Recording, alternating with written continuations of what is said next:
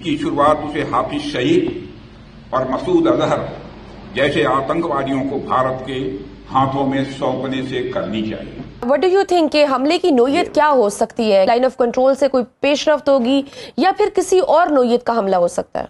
राजनाथ सिंह ने आईएनएस विक्रांत से कहा कि आतंकवाद की मियाद अब खत्म हो चुकी है। उन्होंने कहा कि पाकिस्तान को भारत को मोस्ट वांटेड आतंकी हाफिज सईद और मसूद अजहर को सौंपना चाहिए।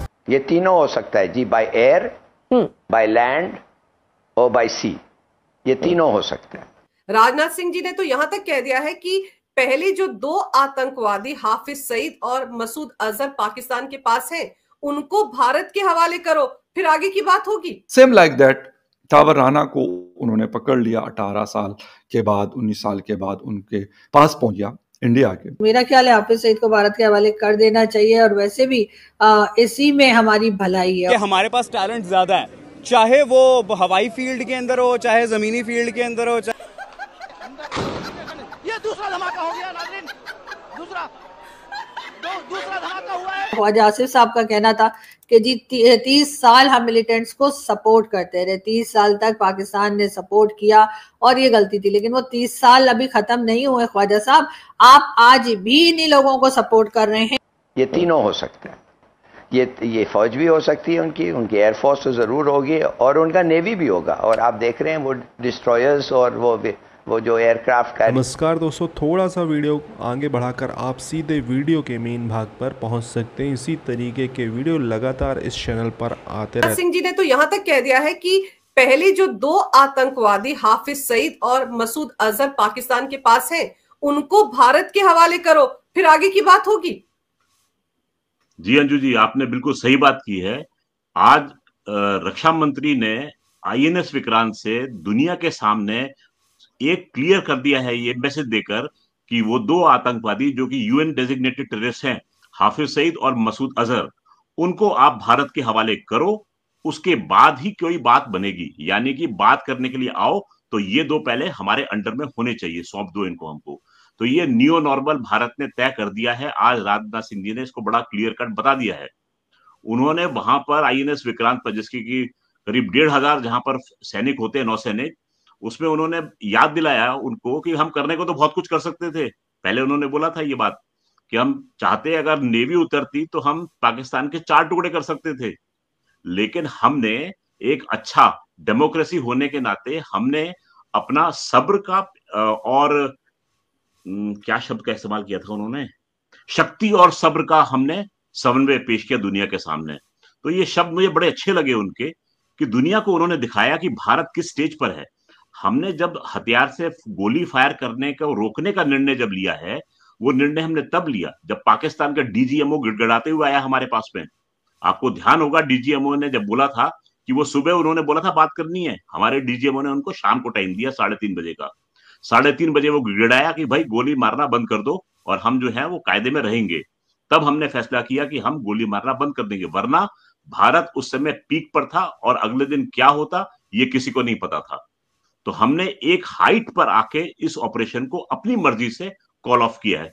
कॉल ऑफ भी नहीं कहूंगा, फिलहाल के लिए एक अर्धविराम दिया है। ऑपरेशन सिंदूर अभी जारी है।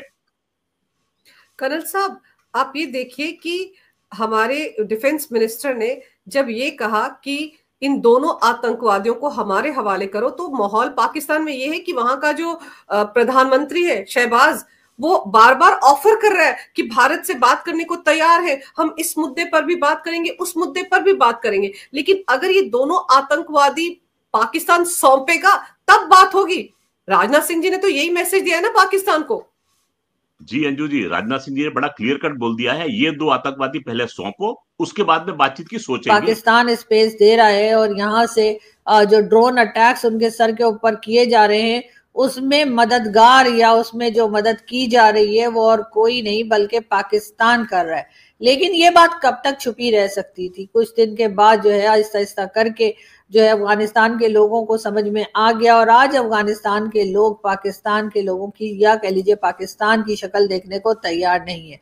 वो जाकर शाबाशी दे रहे हैं, वो जाकर अफसोस जता रहे हैं भारत के साथ, जहां पर के अभी रिसेंटली कश्मीर में अटैक हुआ, लेकिन उन्हें पाकिस्तान से कोई हमदर्दी नहीं है जहां पे भारत ने अटैक किया। और यहां तक पाकिस्तान के हालात को पहुंचाने में डेफिनेटली पाकिस्तान की स्टेट का हाथ है, पाकिस्तान के पॉलिटिशियंस का हाथ है, ब्यूरोक्रेट्स, टेक्नोक्रेट्स, जितने लोग हैं ये पॉलिटिशियंस वगैरह या कह लीजिए जो एजेंसीज, फोर्सेस, सब मिलजुल कर पाकिस्तान को इन्होंने इस जगह पे ला दिया है कि ना तो पाकिस्तान के पास पैसा है, ना तो पाकिस्तान के पास कोई इज्जत रह गई है। और अब जो कुछ भारत ने किया, एक तरफ तो अब भारत को गलत साबित करने पे लगे हुए थे, हर तरफ से कोशिश की जा रही थी कि ये बताया जा सके कि जी भारत ने गलत किया, भारत ने जी ऐसे कैसे आके अटैक कर दिया हमारे मासूम लोगों के ऊपर।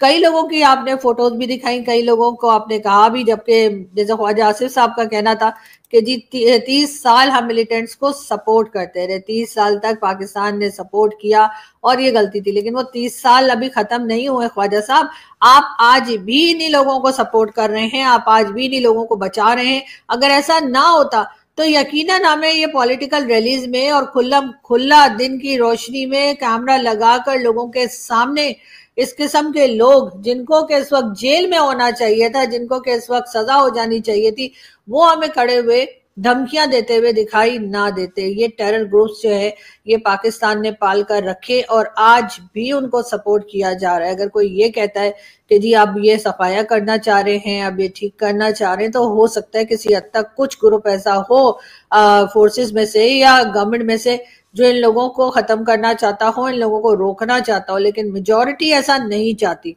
इसलिए कि जिन लोगों ने इनको बनाया है वही लोग इनको खत्म भी कर सकते हैं, लेकिन वो तो तभी होगा ना जब वो इनको खत्म करना चाहेंगे। इन्होंने हमेशा से इस तरह के गुंडे पाल के रखे। हम हिंदुस्तान में भी रह सकते थे, हिंदुस्तान में रह भी रहे थे, लेकिन ये कि जाहिर है पाकिस्तान जो बनाया, मुझे लगता है पाकिस्तान हमने बदमाशी करने के लिए बनाया, इसलिए कि वहां पर तो हमारी बदमाशी चल नहीं रही थी। और ऐसे में जाहिर है कि जब लोगों को ये ख्याल आया कि जी पाकिस्तान बना लेना चाहिए, इसलिए कि वहां पर भारत में रहते हुए या कह लीजिए जो तमाम कंट्रीज या तो दोस्तों आपने देखा ये छोटा सा क्लिप, आगे आप पूरा क्लिप देख सकेंगे। इस क्लिप में बात हो रही है किस तरीके से भारत के विदेश मंत्री जाने वाले हैं रशिया के विज़िट में, और कुछ लोग अंदाज़ा लगा रहे हैं और पाकिस्तान के भी कुछ एंकर अंदाज़ा लगा रहे हैं कि S-500 की डील शायद भारत करेगा। अब इसमें कितनी सच्चाई है ये तो नहीं पता, आने वाले समय में पता चलेगा, क्योंकि S-400 जिस तरीके से सक्सेसफुली हमारे अभी जो रिसेंट क्लासेस में हुआ है उसका सक्सेस, उसका डंका पूरी दुनिया में बज रहा है। जिस तरीके से पाकिस्तान की मतलब मिसाइल बिल्कुल ही फेल हो गई थी उसके आगे, तो S-500 की उससे भी ज़्यादा रेंज है। तो ये डेफिनेटली इंडिया अब इन फ्यूचर और ये डिफेंस सिस्टम ख़रीदेगा। तो पता नहीं है इसमें कितनी सच्चाई है कितनी सच्चाई नहीं है, इन फ्यूचर ये हमें पता चलेगा। और पाकिस्तान का एयर डिफेंस चाइना का जिस तरीके से फ्लॉप हुआ है, उसने पाकिस्तान का ही नुकसान नहीं किया, इवन चाइना का नुकसान किया। और मज़े की बात यह है कि चाइना खुद जो एयर डिफेंस सिस्टम उसने बनाया है उसको उसने इस्तेमाल में नहीं लिया। इंडियन बॉर्डर पर उसने S-400 ही लगाया हुआ है। मतलब इंडिया बॉर्डर पे दोनों साइड, मतलब पाकिस्तान, मतलब चाइना और भारत S-400 लगा के बैठे हुए हैं। सीरियसली ये कितनी फ़नी बात है। और मेरे हिसाब से यार भारत हो चाइना हो, इन दोनों कंट्री, ये China developed country, India developing country है, इन दोनों को अपने मैटर्स बैठकर सॉल्व करने चाहिए और सीरियसली वॉर का सीन बनना नहीं चाहिए। पाकिस्तान को मैं ये सलाह दूंगा नहीं, क्योंकि वो मानेंगे नहीं, वो गधे लोग हैं, वो तो उनका कुछ सीन ही नहीं बनता। ये कश्मीर का मुद्दा ख़त्म भी हो जाएगा तो भी वो इंडिया के साथ हमेशा इंगेज रहेंगे। भारत बांग्लादेश का क्या सीन है? कोई है भारत बांग्लादेश का किसी बात को लेकर डिस्प्यूट है? नहीं है, तो भी